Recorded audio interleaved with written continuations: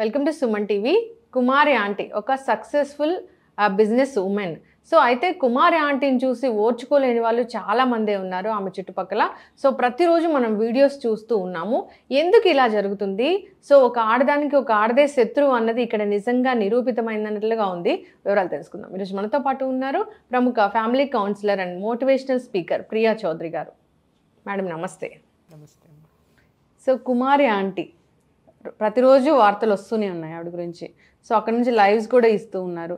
So ఈ మధ్యకాలంలోనే పక్కన వాళ్ళు కంప్లైంట్ ఇవ్వడం వల్ల షాప్ తీసేయడం జరిగింది. మళ్ళీ రేవంత్ రెడ్డి గారు ట్వీట్ చేయడం జరిగింది. ఆవిడకి పర్మనెంట్ షాప్ కూడా రావడం జరిగింది. అంటే ఆవిడకి రావడమే కదా, ఆ ఫుట్పాత్లో ఉన్న షాప్స్ అన్నిటికి కూడా లైసెన్స్ వచ్చింది. అంటే వాళ్ళు పెట్టుకోవచ్చు, వాళ్ళని ఏం డిస్టర్బ్ చేయొద్దు అని. కానీ ప్రతిరోజు వార్తల్లోకి ఎక్కుతున్న విషయం ఏంటంటే, సో ఆమెకు పర్మనెంట్ షాప్ రావడం ఒక సంతోషకరమైన విషయం అయితే, పక్కన వాళ్ళు ఆవిడ గురించి ప్రతిరోజు మాట్లాడుతున్నారు. ఇక్కడ ఆవిడ బిజినెస్ జరుగుతుంది, ఇక్కడ కస్టమర్స్ ఉంటారు, పక్కనే యూట్యూబ్ ఛానల్స్ వెళ్ళి అక్కడ ఉంటే పక్కన షాప్ వాళ్ళు మాట్లాడడం జరుగుతుంది. అంటే ఆపోజిట్గా, అంటే ఒక బిజినెస్ జరుగుతున్నప్పుడు పక్కన వాళ్ళకి ఎందుకు అంత కడుపు మంట? ఎక్కడ ఆవిడ గురించి పాజిటివ్గా చెప్తున్న దాఖలాలే లేవు. ఆ పక్కన షాప్స్ వాళ్ళు వాళ్ళ బిజినెస్ ఏదో నష్టపోతుందని చెప్తూ ఉన్నారు. సో మీరు చూసే ఉంటారు ఎంత క్రౌడ్ ఉంటుందో. సో అంత క్రౌడ్కి ఆ కుమారి ఆంటీనే ఫుడ్ సప్లై చేస్తుందని లేదు. ఆమె వల్ల పక్క షాపు అన్ని రకాల దుకాణాల వాళ్ళు కూడా వాళ్ళు బాగుపడుతూ ఉన్నారు. అయినా కానీ కడుపు మంట ఎందుకంటారు? కంప్లైంట్ ఇచ్చింది కూడా వాళ్ళే.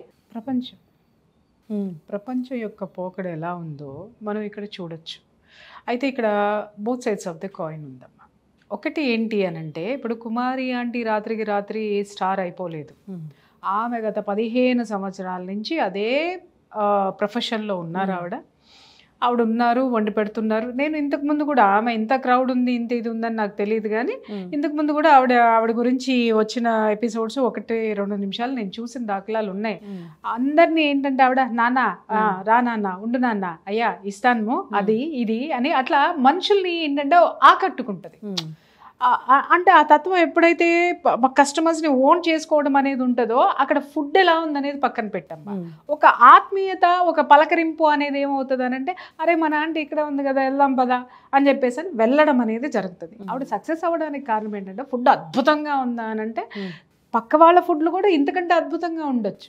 బట్ కుమారి ఆంటీ సక్సెస్ అవ్వడానికి కారణం ఏంటంటే, కస్టమర్స్తో ఆవిడ మెయింటైన్ చేసినటువంటి రెస్పెక్ట్ కానివ్వండి, మర్యాదపూర్వకమైనటువంటి పలకరింపు కానివ్వండి.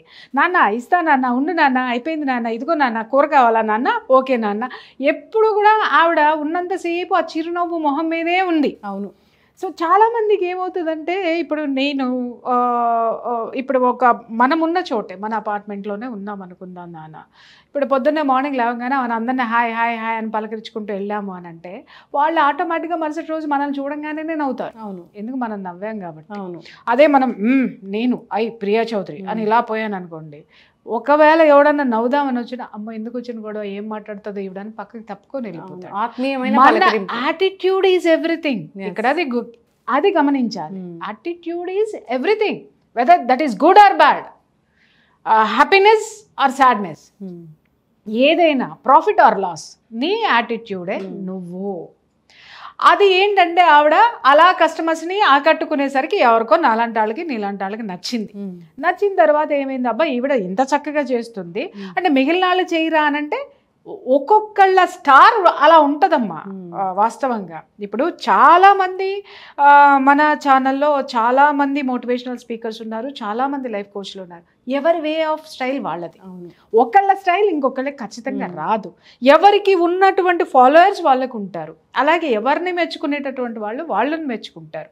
అలాగే సబ్జెక్టును కూడా, నాకు గొప్ప మనసు ఉంది అని అంటే, ఎదుటి వాళ్ళు చేసినటువంటి దాన్ని నేను మెచ్చుకున్నాను అని అంటే, నేను కూడా వాళ్ళ పాకెట్లో ఒక పర్సన్ అవుతా, వాళ్ళు నా పక్కన ఒక పర్సన్ అవుతారు. ఓకే, అప్పుడు ఏమవుతుంది, నేను వాళ్ళు కలిస్తే మనం అవుతాం. బట్ ఇక్కడ ఏమవుతుంది అని అంటే, చిన్న మెంటాలిటీస్ అనేది కొన్ని ఉంటాయి. ఇప్పుడు ఆమె అలా ఆకట్టుకునేసరికి ఆవిడ చుట్టూ ఏంటి, అక్కడికి వెళ్ళేసరికి హాయ్ ఆంటీ పలకరిస్తుంది కదా అని చెప్పేసి ఆటోమేటిక్గా వెళ్ళిపోతాం మనం.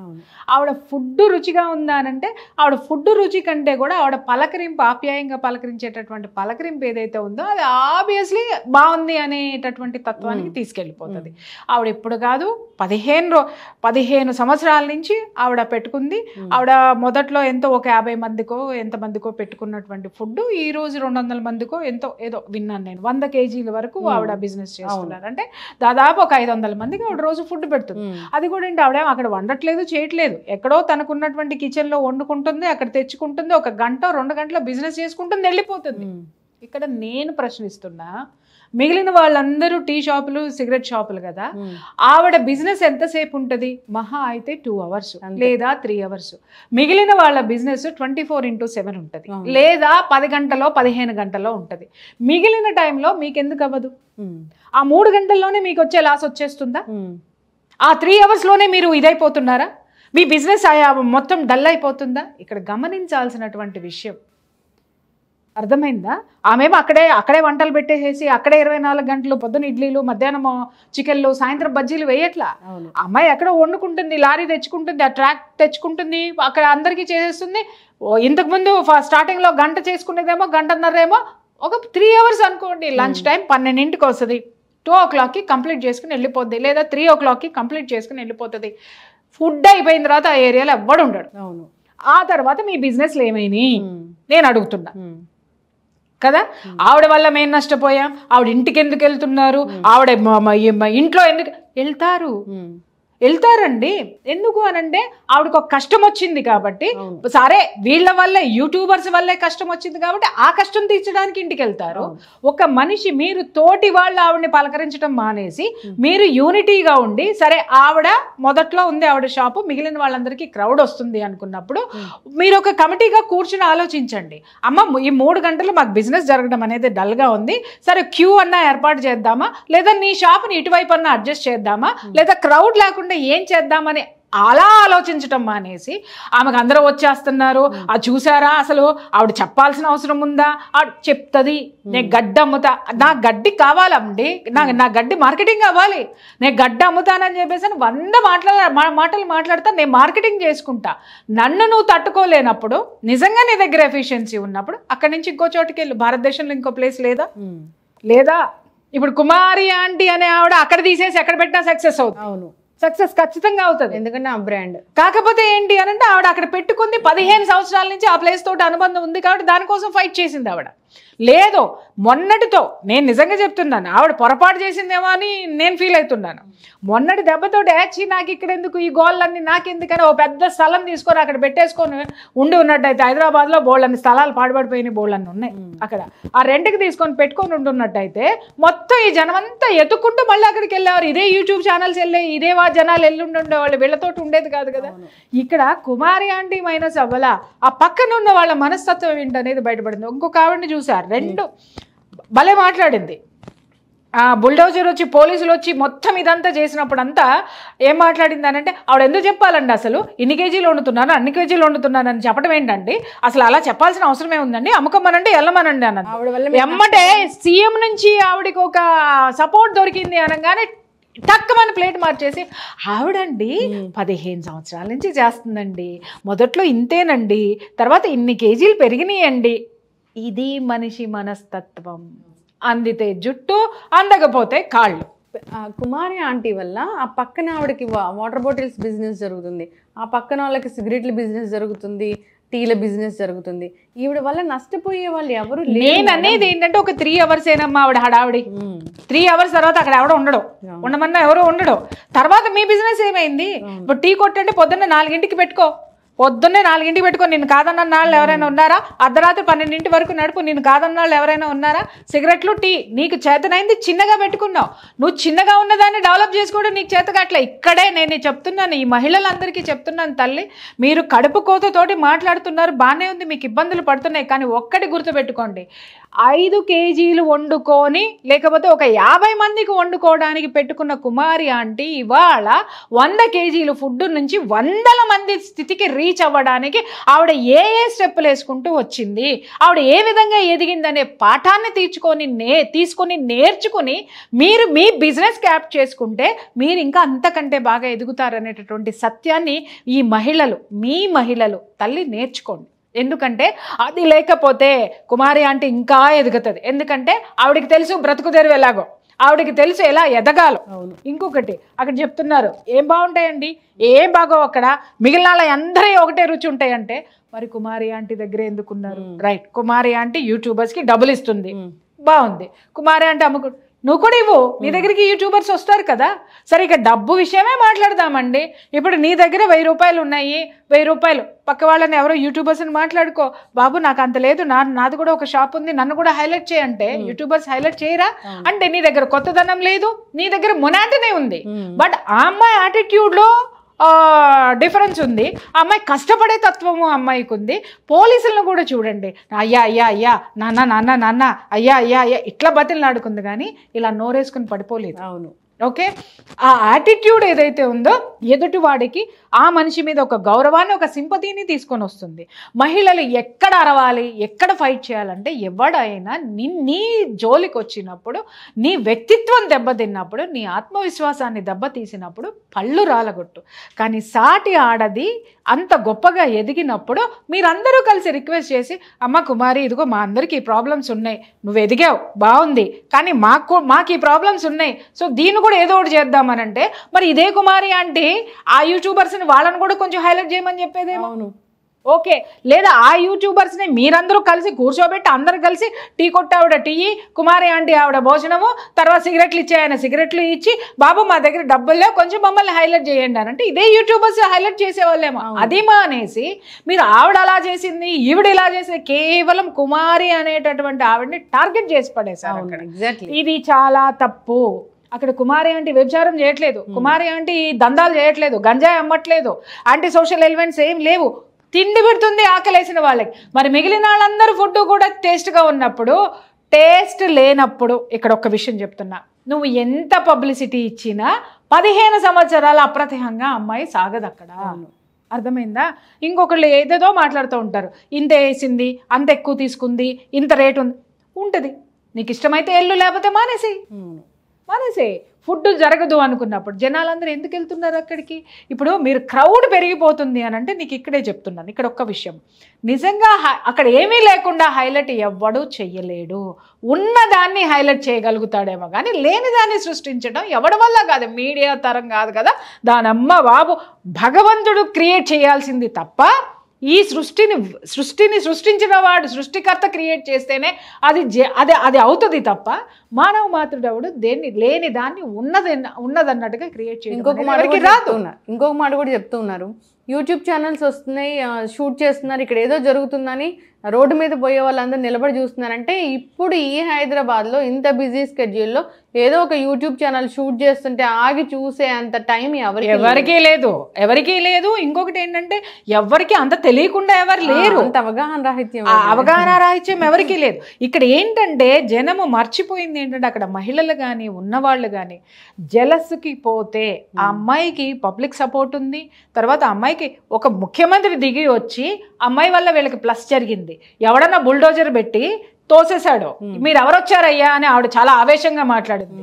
ఆ రోజున మళ్ళీ ఏం జరిగిందమ్మా అని ఒకళ్ళు క్వశ్చన్ వేస్తే ఆ మీడియా వాళ్ళు వచ్చారులేండి, ఆ తర్వాత పోలీసులు కాళ్ళు పట్టుకున్నామండి తెచ్చుకున్నామండి అని. మరి కుమారి ఆంటీ కూడా పోలీసులు కాళ్ళేగా పట్టుకుంది, పోలీసులు నేను తన్నలేదుగా. ఇంకొకటి యూట్యూబర్స్ పోయి పోలీసులు నేను రిక్వెస్ట్ చేయలేదు కదా. ఏదైతే అది వచ్చిందో అది ముఖ్యమంత్రి వరకు సాగేంత స్థితికి ఆ అమ్మాయి వెళ్ళిపోయింది అని అంటే ఒక్కటి గుర్తుపెట్టుకోండి, ఎప్పుడు కూడా అరచేతిని అడ్డు పెట్టి సూర్యుడిని ఆపలేరు అన్నట్టుగా నువ్వు ఒక మనిషి యొక్క కష్టార్జితాన్ని, ఆ కష్టం విలువ బయటికి వచ్చినప్పుడు, వచ్చే టైం వచ్చినప్పుడు నువ్వు ఎన్ని ప్రయత్నాలు చేసినా అది ఆగదు. నువ్వు ఎంత అడ్డుకుందామన్నా కూడా నువ్వు అడ్డుకోలేవు. ఇంకా మీరందరికీ అక్కడ మహిళలకు కానీ పక్కన ఉన్న షాపులందరికీ చెప్తున్నావు, కమిటీ వేసుకోండి. ఇక్కడ అంతమంది ఉన్నారు కదా, చక్కగా కూర్చొని అమ్మ ఆంటీ 3 hours మాకు ఇబ్బంది అవుతుంది, లైన్ క్యూ పెడదామా, టోకెన్ సిస్టమ్ పెడతారా, లేకపోతే ఈ టైం పెడదామా, లేకపోతే మీ షాపు మొదట్లో ఉంది కాబట్టి మా వరకు ఎవరు రావట్లేదంటే సిగరెట్ అనేటటువంటి కావాల్సినాడు దూసుకుని వస్తాడు, మళ్ళీ తోసుకుని వస్తాడు. ఎస్ ప్రియా మేడం, సో ఇక్కడ అందరికి ఆవిడ భోజనం పెట్టేంత కెపాసిటీ కూడా లేదు. 10,000 మంది వస్తే 10,000 మందికి పెట్టలేదు. ఖచ్చితంగా పక్క షాప్ కి వెళ్లాల్సిందే. అదే కుమారి ఆంటీతో మంచిగుండి స్నేహంగా ఉంటే ఖచ్చితంగా ఆవిడ డైవర్ట్ చేస్తారు కదా. 100% డైవర్ట్ చెయ్యక్కర్లేదమ్మా. ఇప్పుడు నీకు ఒక్క విషయం నేను చెప్తున్నా, ఇక్కడ వీళ్ళందరూ మిగిలిన ఫుడ్లన్నీ పోవట్లేదు అన్నారు కదా, ఒక్కసారి ఆవిడది టేస్ట్ చేసి చూడండి. ఆవిడ టేస్ట్ మీరు మెయింటైన్ చేయండి, లేదా ఆవిడ మాట తీరు చూడండి, అలా మీరు కూడా ఆకట్టుకోండి. అది మానేసేసి ఆవిడ పేరు తెచ్చేసుకుంది యూట్యూబ్ ఛానల్స్, మీరెందుకు వస్తున్నారయ్యా, ఆవిడ ఎళ్ళకి ఎందుకు వెళ్తారయ్యా అంటే బాత్రూములకు కూడా వెళ్తారు.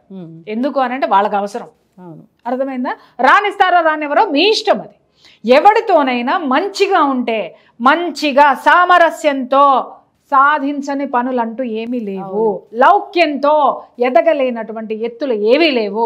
అది ఈ అమ్మాయి ప్రూవ్ చేసింది ఈ రోజున. ఎందుకు ఆ అమ్మాయి మీద మిగిలిన వాళ్ళందరూ పడిపోవడం కరెక్ట్ కాదు. వాళ్ళకి కూడా హెల్ప్ అయింది కదా, పర్మనెంట్ షెల్టర్స్ ఈమె వల్ల అందరికీ వచ్చాయి కదా, అదెందుకు ఆలోచించరు? అంటే ఇప్పుడు విషయం ఏంటంటేనమ్మా, ఇక్కడ మీకు అర్థం కాని విషయం ఏంటంటే, పర్మనెంట్ షెల్టర్స్ వచ్చేసాయి అని అంటే మళ్ళీ ఇంకా పేరెక్కువ వచ్చేస్తుంది కదా కుమారి ఆంటీకి. ఆవిడ లీడర్ అయిపోతుందేమో, ఆవిడ మళ్ళీ ఇంకేమన్నా ఇంకొక 1000 మందికి పెట్టేస్తుందేమో, లేకపోతే ఈ షాపులన్నీ కొనేస్తుందేమో, లేకపోతే ఇంకేమన్నా చేస్తుందేమో. అంత లేదు. అంటే మనుషులు విపరీతంగా ఆలోచించేసి ఆ ఆలోచన ధోరణి ఆ మైండ్లో పట్టక, అంటే మైండ్లో కెపాసిటీకి మించి ఆలోచించి బయటికి కక్కటం అనేది ఉన్నది తప్పమ్మా. సాటి మహిళ ఎదిగినప్పుడు మీరు ఇలా విషం కక్కటం అనేది కరెక్ట్ కాదు. మీరందరూ ఒక కమిటీ వేసుకొని కూర్చొని ఆవిడ వల్ల మీకేం ఇబ్బందులు ఉన్నాయో ఆవిడతోటే చర్చించండి. ఆవిడతో చర్చించిన తర్వాత వాళ్ళు చెప్తున్నారు యూట్యూబర్స్ని రానివ్వకండి, మీరు ఇంటర్వ్యూస్ ఇవ్వకండి అంటే who are you to tell?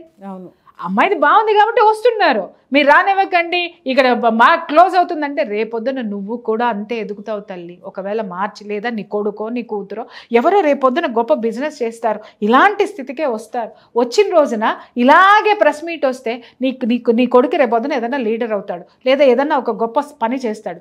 ఇట్లా మీడియా వాళ్ళందరూ రోడ్డు మీద నిలబడి ఇంటర్వ్యూలు చేస్తే మీరు ఎవరు రామకండి అంటావా? మా కొడుకు నా కొడుకు అని చెప్తావా? తప్పు.